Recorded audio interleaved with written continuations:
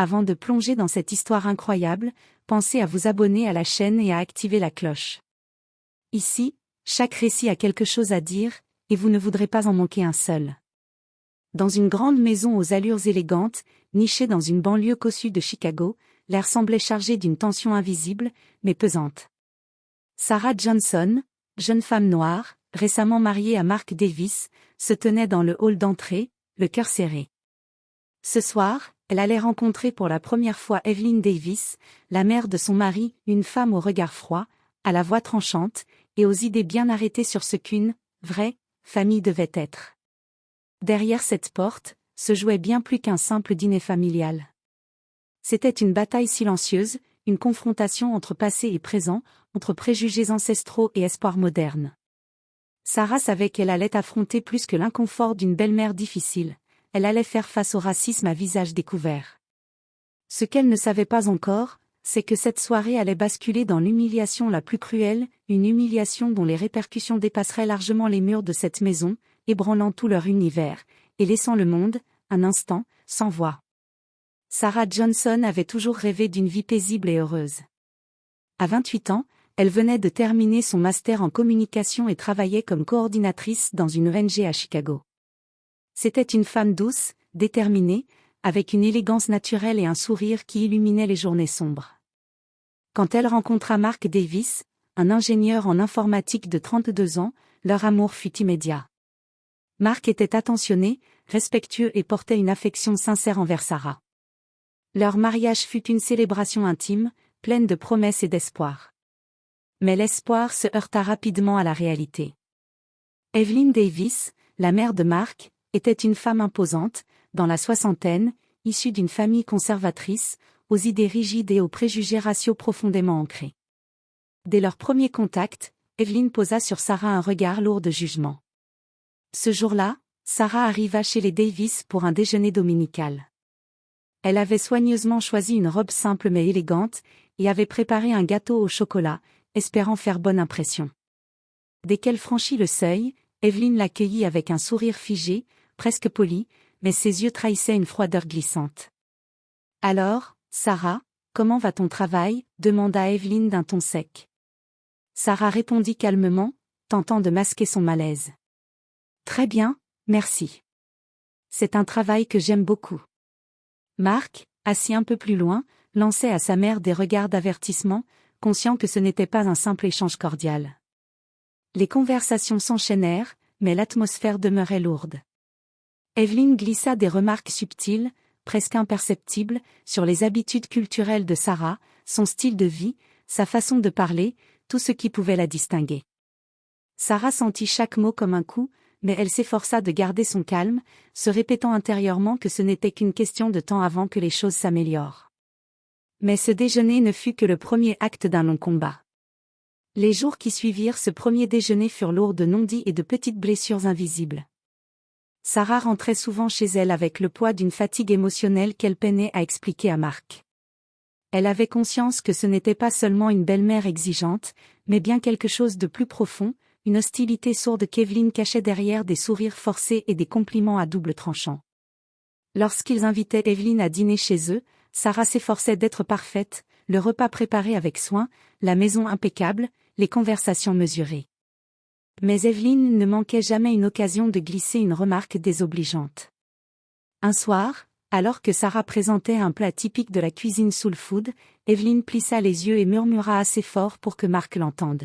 « Ce n'est pas vraiment ce qu'on mange chez nous, mais bon. » Mark fronça les sourcils, prêt à défendre sa femme, mais Sarah posa une main douce sur son bras, lui signifiant de ne pas envenimer la situation. Sarah comprenait que Mark vivait lui aussi un conflit intérieur. Il aimait sa mère, tout en aimant Sarah, mais il ne voulait pas se retrouver au cœur d'une bataille qu'il redoutait. Au travail, Sarah partageait ses doutes avec sa meilleure amie, Lisa, qui la soutenait avec ferveur. « Ne laisse jamais personne t'effacer, Sarah. Ta dignité est plus forte que leurs préjugés. » Pourtant, à chaque nouvelle rencontre, Evelyn semblait trouver de nouveaux prétextes pour rabaisser Sarah, que ce soit sur son choix de vêtements, sa façon de parler, ou même ses amis. Un jour, alors que Sarah portait une robe aux couleurs vives pour un brunch familial, Evelyn lâcha, devant tous. Ce genre de tenue est un peu trop voyant pour une jeune femme respectable, tu ne crois pas? Le silence se fit dans la pièce. Tous les regards se tournèrent vers Sarah, qui sentit son visage brûler de honte et de colère mêlée. Marc baissa les yeux, incapable de soutenir le regard de sa femme. Sarah sut à cet instant qu'elle devait trouver la force de ne plus laisser passer ses humiliations. Mais comment? Ce soir-là, Marc insista pour que Sarah accompagne Evelyne à dîner chez ses parents, une tradition qu'il voulait maintenir malgré les tensions croissantes. Sarah accepta, espérant secrètement que la soirée se passerait mieux que les précédentes rencontres. La maison des Davis était somptueuse, décorée avec goût mais empreinte d'une froideur presque clinique. Evelyne, comme à son habitude, accueillit Sarah avec un sourire qui n'atteignait jamais ses yeux. Le repas débuta sous des conversations polies, mais rapidement, Evelyne prit le contrôle de la soirée. D'une voix mielleuse mais glaciale, elle lança. « Sarah, tu sais, dans notre famille, nous avons certaines traditions, des valeurs à respecter. J'espère que tu t'y adaptes. » Sarah sentit un frisson la parcourir, comprenant que ce n'était pas un compliment mais un avertissement. Les remarques d'Evelyne devinrent de plus en plus cruelles, mêlant racisme déguisé et condescendance. Elle critiqua la manière dont Sarah parlait, sa coiffure, ses goûts musicaux, tout ce qui faisait d'elle ce qu'elle était. À un moment, Evelyne se leva brusquement et lança, devant tout le monde. « Je ne comprends pas comment mon fils peut être attiré par quelqu'un d'aussi différent. » Un silence pesant envahit la pièce. Sarah sentit ses yeux s'embuer, mais au lieu de fuir, elle se redressa lentement, le regard déterminé. « Evelyne, je suis différente, oui. Mais cette différence ne diminue en rien la valeur que j'apporte à votre famille, ni l'amour que Marc et moi partageons. » Marc, pris entre sa mère et sa femme, se leva à son tour, la voix tremblante. « Maman, arrête. Ce n'est pas comme ça qu'on traite Sarah. Elle est ma femme. » Mais Evelyne, figée dans ses préjugés, répliqua durement. « Tu devrais réfléchir à ce que tu dis, Marc. Parfois, il faut penser à la réputation. » La soirée se termina dans une atmosphère glaciale. Sarah quitta la maison avec la sensation douloureuse d'avoir été exposée, humiliée devant ceux qu'elle aurait voulu considérer comme sa famille. Marc resta longtemps silencieux, tiraillé entre son amour pour Sarah et la loyauté envers sa mère. Ce dîner cauchemardesque fut un tournant. Il révéla des blessures profondes, mais aussi la force intérieure de Sarah, qui, malgré la douleur, ne comptait pas s'effacer. Les jours qui suivirent ce dîner furent les plus difficiles que Sarah ait jamais traversés. Chaque matin, elle se réveillait avec un poids au cœur, une douleur sourde qui s'insinuait dans chaque pensée. Elle aimait Marc de tout son être, mais le fossé qui s'était creusé entre elle et sa belle-mère lui semblait infranchissable. Ce qu'Evelyne avait dit, la manière dont elle l'avait humilié en public, résonnait encore dans son esprit, altérant peu à peu sa confiance en elle. Au travail, Sarah faisait bonne figure, masquant derrière son professionnalisme un tumulte intérieur. Ses collègues voyaient une femme forte, mais personne ne soupçonnait l'orage émotionnel qui grondait en elle. Les nuits étaient les plus cruelles. Elle repassait en boucle les mots d'Evelyne, les gestes, les regards. Elle se demandait parfois si elle n'était pas responsable, si elle aurait pu faire mieux, dire autre chose, être différente. Pourtant, au fond d'elle, une flamme ne s'éteignait pas. Une voix intérieure lui rappelait qu'elle méritait le respect, l'amour sincère, et la dignité. Cette voix, Sarah décida de l'écouter. Elle commença à écrire dans un carnet, un exutoire pour ses pensées, ses émotions, ses rêves. Elle trouva refuge dans la musique, redécouvrant le piano qu'elle avait délaissé depuis longtemps.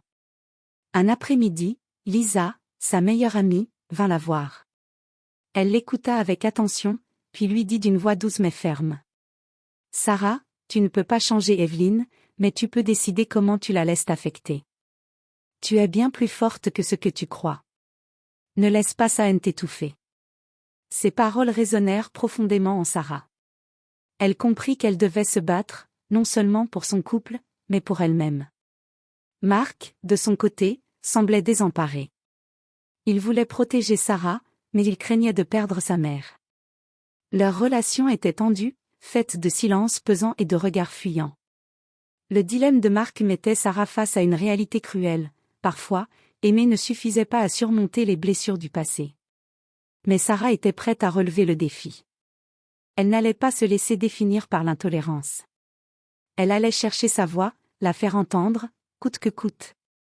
Quelques semaines après ce dîner douloureux, Sarah sentit qu'elle ne pouvait plus rester silencieuse. Les humiliations répétées d'Evelyn l'avaient profondément blessée, mais elles avaient aussi éveillé en elle une force nouvelle, une détermination à défendre sa dignité et son amour. Un dimanche après-midi, alors que Marc était parti travailler sur un projet urgent, Sarah reçut un appel d'Evelyn.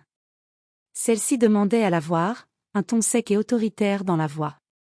Sarah hésita un instant, puis accepta. Elle savait que cette rencontre serait difficile, peut-être même explosive, mais elle avait décidé de ne plus fuir. Quand elle arriva chez les Davis, Evelyn l'accueillit avec son habituel sourire froid. Sans préambule, elle lança. « Sarah, je ne comprends toujours pas comment tu as pu convaincre mon fils de t'épouser. » Cette phrase fit vibrer tout le corps de Sarah, mais au lieu de se refermer, elle répondit d'une voix claire. « Evelyn, je ne suis pas ici pour te convaincre. Je suis ici pour te dire que je mérite le respect. Pas seulement de toi, mais de toute cette famille. » Evelyn plissa les yeux, surprise par l'assurance de Sarah. « Tu parles de respect, mais tu dois comprendre que nos différences sont grandes. Ce sera difficile. » Sarah s'avança, le regard droit. « Nos différences existent, oui. Mais elles ne justifient pas la haine ni les humiliations. J'aime ton fils, et je suis sa femme. Je ne suis pas un obstacle, mais une partie de sa vie. Et je refuse d'être traitée comme une étrangère dans ma propre famille. » Le silence s'installa, lourd et palpable. Peu à peu, la tension fit place à un échange plus honnête. Evelyn, bien que blessée dans son orgueil, commença à entrevoir la force de Sarah, sa dignité immuable. Quand Marc rentra ce soir-là, il trouva Sarah et sa mère assises dans le salon, échangeant pour la première fois depuis des mois des paroles mesurées mais sincères. Marc sentit un poids s'alléger dans son cœur. Peut-être que, malgré tout, une voie vers la réconciliation existait. Mais le chemin serait long, semé d'embûches, et chacun devrait faire des choix lourds de conséquences. Quelques semaines après la confrontation entre Sarah et Evelyn, un événement inattendu vint bouleverser l'équilibre fragile de la famille Davis. Marc fut invité à un gala caritatif organisé par l'entreprise pour laquelle il travaillait. Cet événement, très médiatisé, rassemblait des personnalités influentes, des cadres et des membres de la haute société locale. Sarah, bien que nerveuse, décida de l'accompagner pour montrer à Evelyn qu'elle faisait désormais partie intégrante de sa vie, et qu'elle avait sa place dans ce monde. Au cours de la soirée, alors que les invités échangeaient des discours sur la diversité et l'inclusion, un journaliste posa une question directe à Marc sur sa vie privée, sur la manière dont il conciliait ses origines familiales conservatrices avec son mariage avec Sarah, femme noire. Marc, d'abord déconcerté, prit la parole avec sincérité. « Mon mariage avec Sarah est la plus belle chose qui me soit arrivée. Cela m'a appris à dépasser mes propres limites, à remettre en question mes préjugés, et surtout à aimer sans condition. » Cette déclaration fut saluée par des applaudissements, mais ce qui suivit fut encore plus marquant. Sarah, émue, fut invitée à s'exprimer à son tour. Elle raconta son parcours, ses combats face aux discriminations, et comment l'amour avait été un moteur puissant pour surmonter les obstacles. À la surprise générale, Evelyn Davis, présente dans la salle, se leva. Le silence se fit. D'une voix tremblante mais claire, elle prit la parole.